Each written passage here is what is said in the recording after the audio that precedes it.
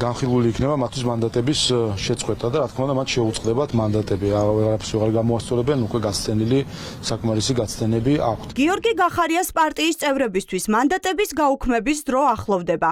საგაზაფხულო სესიის დასასრულს ივანიშვილის დეპუტატები ექს-პრემიერის პარტიის სის 12 წევრს საპარლამენტო უფლებამოსილებას შეუწყვეტენ. გახარიას პარტიას ცესკოში საპარლამენტო სია ჩახსნილი არ აქვს.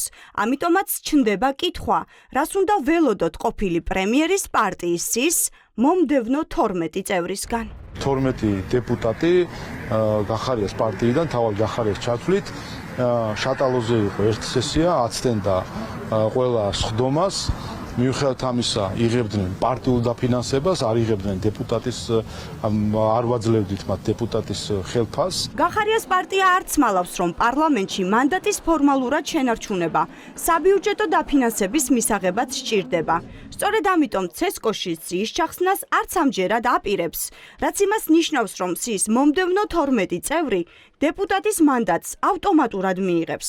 გახარიას პარტია არ გამორიცხავს, რომ ქართულმა ოცნებამ ამ ადამიანებზე იმუშაოს და მუქარისა და შანტაჟის გზით მათ პარლამენტში შეყვანას ეცადოს. ოცნებისგან გასაკვირი და მოულოდნელი უკვე არაფერია, ხა ეს ძალა ყველაფერს კადრულობს და ნამდვილად გამორიცხული არაფერია, მაგრამ რა თქმა უნდა ჩვენ გვაქვს სრული ნდობა ჩვენი სიის ყველა წევრის და გამოვრიცხოთ ამ შემთხვევაში ნებისმიერი ტიპის ზემოქმედებას ჩვენს წევრებზე. მანდატების გაუქმების პროცესი პარლამენტში არაერთხელ გვინახავს. თუმცა ახლა ივანიშვილის დეპუტატებმა განაჩენი საკუთარ ყოფილ თანაგუნდელებს უნდა გამოუტანონ. იმ ხალხს, ვინც წლები ოცნების რიგებში ირიცხებოდა. ამიტომაც საინტერესოა დაფიქსირდება თუ არა კენჭისყრაზე განსხვავებული პოზიციები, თუ ამჯერადაც ყველა მწვანე ღილაკს აირჩევს.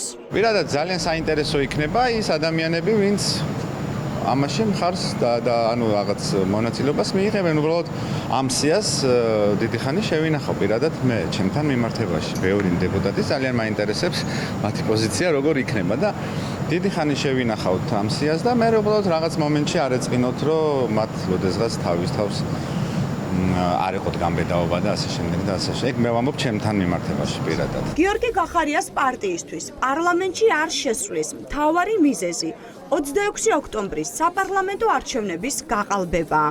ამ ფონზე კი ექს-პრემიერის გუნდი თვითმმართველობის არჩევნებში მონაწილეობის მისაღებად ემზადება.